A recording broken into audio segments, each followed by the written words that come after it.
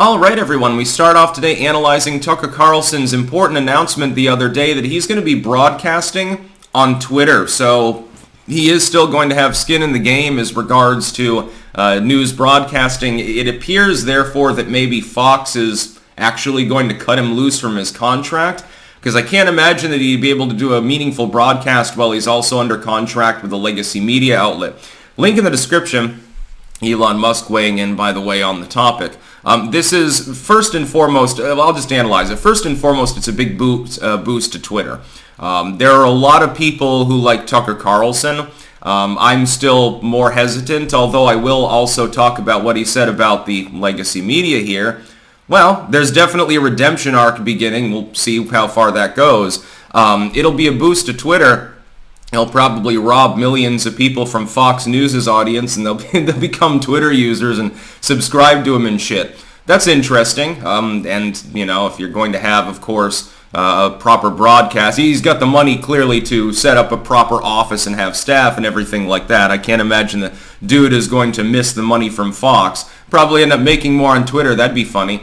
Maybe he'll get an exclusivity contract. I'm almost wondering why he didn't negotiate with Rumble, actually.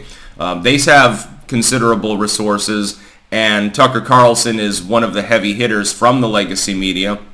Maybe he'll go full Carrie Lake, of course. She was in the broadcast media as well. She clearly has decided to flee the plantation. We'll see if Tucker follows suit on that. Secondly, most of this video clip that he made on Twitter is castigating the media, and he actually, it's funny because he said what I've said, which is that one of the main lies that the legacy media tells is the lack of context or additional details, lie by omission, or lie by structure, although he doesn't cover that. Those are the two biggest lies that I see at this point. It's not so much that they're bald-faced lying to you and giving you a statistic that's false. It's that they give you the statistic 5 paragraphs down the article where nobody really has seen it, or they artificially inflate its importance by putting it in the headline, and then further context degrades the actual meaningfulness of that, or they omit something entirely. They don't detail it at all.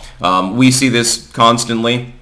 We especially see it with shootings and violent crimes because the media's narrative would fall apart. If they told people, hey, this is the 200th mass shooting this year, here's pictures of all the mass shooters, and the actual details, 90% of them involved handguns and gang crime.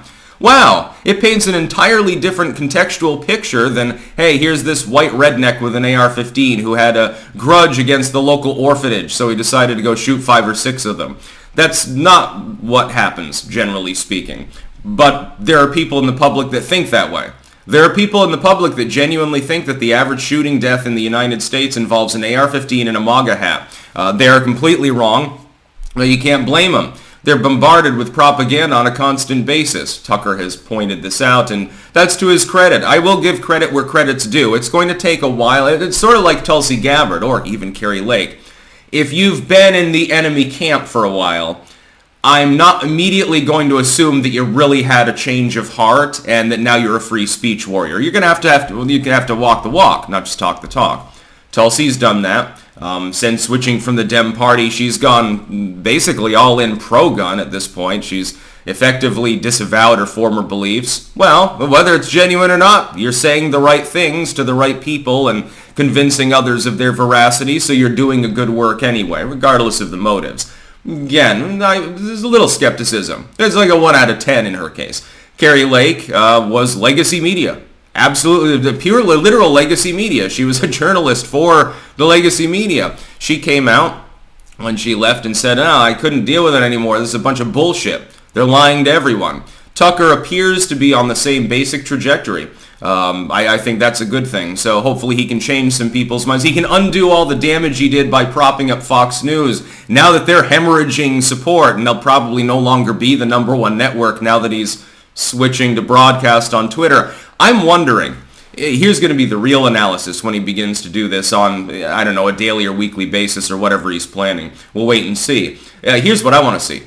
What's going to be the difference in the number of people and the length of time they spend on his broadcasts on Twitter versus his old slot on Fox? I bet it'll be damn comparable. I bet Fox is going to be competing against Tucker Carlson. They will probably lose despite the fact that he's broadcasting on fucking Twitter of all places. Again, since there's no exclusivity involved, he really should look into multi-streaming. You probably should go on YouTube and Rumble and a few others. You probably, if BitChute takes up live streaming, you should get on there as well. Cast the net wide. Give people options. That's the other key to defeating the legacy media. Broadcasting on multiple sites, multi-streaming, etc. makes sense. To amplify your reach, number one, as a content creator, and number two, to give people that option. Normally, like Tucker Carlson, he's on TV. Okay, there's one channel you can go to see him. It's Fox News. If you don't like other aspects of Fox, you're not being given a choice with regards to that. You have to sit down and shut up in order to watch Tucker or something. Online, you don't have to do that. Like, I'm aware there are people out there that watch me. They don't like YouTube. Well, they're free to see me on Rumble. They're free to see my videos on BitChute, etc. The live streams are on Rumble. I'm live streaming now on Twitter, although a few people watch it because I don't have the setup yet to interact with the people that are watching live, so my apologies for that. But they have options. If they don't maybe they don't like Rumble, they don't like the CEO there or something, and they watch on Odyssey or whatever. Maybe they don't like BitChute, but they like Minds.com and so forth and so on and so forth. Carlson should look into that. That would be good advice for him. You got to realize his forte, his main forte is in the older style of broadcasting, so he might not actually grasp that basic concept. It might need to be led to it like a horse to water. He should do so. It'll be interesting to see what this does to Fox's ratings, though. If nothing else, let's say Tucker Carlson totally shit-fucks it and he becomes controlled op or something like that. It could happen. At the very least, you're fucking Fox in the ass, dry without any lube. Well, swell guy. On that token alone, I could definitely give you kudos. Anything that hurts a legacy media broadcaster that's being slowly subsumed into globalistic trash, which Fox clearly is. It's been happening for a number of years, you see. Oh yeah, it's good for the world. Fox News deserves to die out, just like CNN, MSNBC, and all the others. All the old legacy media shouldn't even exist. It's inefficient. Doesn't make a whole lot of sense the way that it's done. It's heavily censored. Tucker Carlson will be able to say cunt on his broadcasts and nobody will be able to do anything about it. Well, that'll make it much more interesting. Yeah, be the brown milk, my dude. The only legacy media journo that said cunt. That'd be funny. I'm McLovin' it. Anything that harms Fox brightens my day just a little bit. That's about all. Peace out.